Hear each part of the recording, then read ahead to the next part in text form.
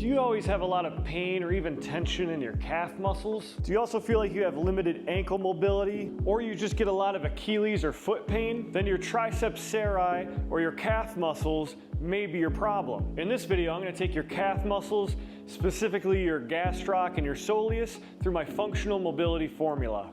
A proven method to unlock both muscle and joint tension, and then we reinforce it with a strength and stability exercise to really hold on to those ranges for long periods of time. So let's get started. So there's 4 R's in the functional mobility formula, and that first R stands for recognize. So we want to do 2 things here. First, recognize where our symptoms are. So if we have a calf issue, typically it's going to be right in the middle of the calf here, but you can even get some tightness in your Achilles tendon, and a lot of times tight calves can also cause some plantar fasciitis symptoms as well. So we want to recognize, is that area tight? Do you have pain?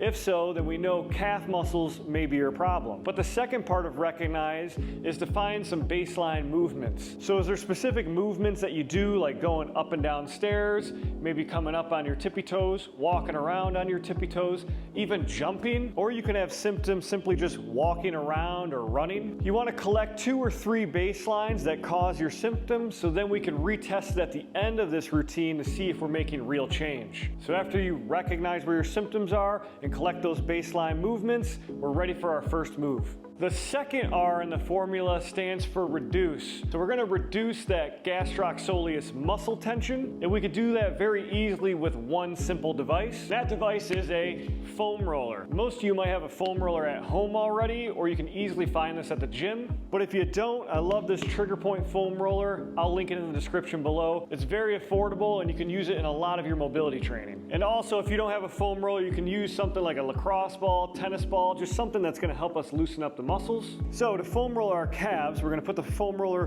perpendicular to our calf muscles, and then we're just going to prop our butt up with our hands, and then we're just going to simply roll through, and we're trying to seek and destroy that tension or those tight spots. So first, I like to globally roll through the calf and just see where I have some tight spots. So I found one on the outside here, but also one on the inside. So I'm going to start on that outside muscle tension. I'm just going to do some mini rolls as I actively push my calf into the foam roller. Oh, feel some nice tension right there.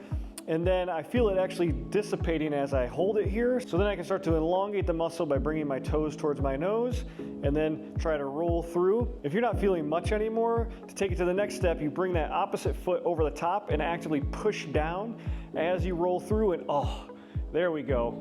Really found that tight spot. So I'm gonna roll through this for a good 30 to 45 seconds, or until that volume knob goes all the way down. So I don't really feel that tension anymore. So now I'm gonna roll to the inside. Oh, there's that other spot. And then we're just gonna simply repeat here. Again, roll through for a good 30 to 45 seconds, and you can still play with the angle of your foot and your ankle to really enhance that stretch even further. And if you're watching this, you likely have tension on both sides. So then of course, we can just move on to my right side here. So I'm gonna roll up and down. So for this one, I feel more tension in that soleus area, right above where the Achilles tendon starts. Oh, right through there. So I found that spot, I'm gonna park it, I'm pushing down, and then I can start to play with my ankle dorsiflexion here, so I can elongate that muscle as I pin it. I feel that sensitivity already decreasing, so then I go over the top, actively push my heel and foot into my shin. Oh yeah, and really take that stretch to the next level here. Then if you found a tight spot, you can start to kind of rotisserie until you really find a line of tension that needs to be released. And then again, we're gonna do that for a good 30 to 45 seconds in each of these tight spots. And on this right side, I really only have that central tension right around here. So that's all I need to focus on before we move on to our second move. So after reducing that muscle tension, the next R stands for restore. So now we're gonna restore joint range of motion, and specifically we're gonna be restoring ankle dorsiflexion range of motion. So for this next move, we just need an elevated surface. You can use a bench at the gym or a chair at home. And we're gonna do a simple ankle dorsiflexion stretch. So I'm gonna keep the sole of my foot glued to the surface as I drive my knee over my toes until I feel some tension in the front of the ankle there. I just smooch it, come right back, and you're gonna bust out a good 10 to 15 of these. just kind of easing into that tension. If you go too far, that heel's gonna lift up and you're not restoring that ankle range of motion. So just go as far as you can while keeping that foot flat on the surface. And then as you rep this out, you should be able to start to go further and further with each rep. Now you should feel this on the closing angle as far as a stretch. So if you still feel a ton of tension on this backside, you might need to continue to foam roll through your calf for another minute or so before moving on to this one. After your 10 to 15, we're just gonna switch it on to the other side. So keeping that foot flat, driving knee over toes. Don't let that heel come off the ground. And we're just gonna rock back and forth. And as I do this, or I go further into this range, I'm actively pushing into my knee or the top of my thigh here to sink further into that dorsiflexion range. So with these first two moves, we loosen up that opening angle muscle tension, and now we're trying to restore that closing angle joint range of motion. After our 10 to 15, our calf muscles are loose, our ankles are loose. Now we're just ready for one more move to really solidify the changes we've already made. So the fourth R in the functional mobility formula stands for reinforce. So now we're gonna take this body area through a strength and stability exercise to really hold on to the gains that we've already made. And for this move, we just need a slightly elevated surface. So you can use a plate or the edge of a platform at the gym, or you can use a stair at home. So a beginner move would just be reinforcing with just a simple calf raise, but I wanna add a little bit more of a stability element since we're already working this area anyways. And we're gonna do some split stance calf raises. So what I'm gonna do is step on the edge of this plate. I'm gonna get into a split stance. I'm gonna come down into a lunge position. From here, I'm going to lift my heel as far off the ground as I can, and then I'm gonna slowly let that heel fall towards the floor. And I'm gonna do a nice 3 to 5 second concentric and eccentric phase here.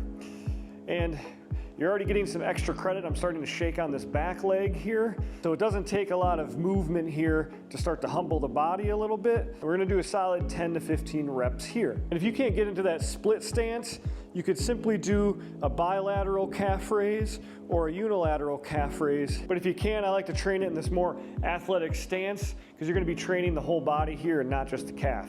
So again, on this side, I'm driving my heel towards the ceiling. Good 3 to 5 seconds on the way back down. And then just slow, controlled movement. Really feeling that calf working. Really feeling the legs shaking a little bit, trying to maintain that stability in this lunge position. And as I already mentioned, you're just gonna do a solid 10 to 15 reps here. Whew. Just after that, my legs feel like they got some good blood flow. My calf muscles feel loose, my ankles feel loose, but there is one more bonus R that we want to address. And that bonus R stands for reassess. So as I mentioned at the beginning with the first R, we recognize where our symptoms were. So a lot of you are gonna feel that in the meat of the calf here, but you can even get some Achilles or even some insertional plantar fasciitis kind of symptoms. So after doing this routine, did that sensitivity of your symptoms turn down? If so, then you know this is a good routine for you. But if your symptoms still feel about the same, did your function improve? So we recognize our symptoms, but also a couple movement baselines. So after this routine, can you go upstairs easier? Can you walk around on your tippy toes? Can you run or even walk without setting off your pain alarm? If so, then you still know this is a good routine for you. Why is that? Well, as our function improves, we're able to do more of the activities we love without setting off our pain alarm. And as we move and function better and set off our pain alarm less, eventually that volume knob is gonna turn all the way down and you're gonna be moving and grooving and doing the activities you love. And if you're still watching, do you have a muscle, joint, nerve issue that you want me to run through the functional mobility formula? If so, let me know in the comments below and I'll make the next video for you. As always, keep it moving.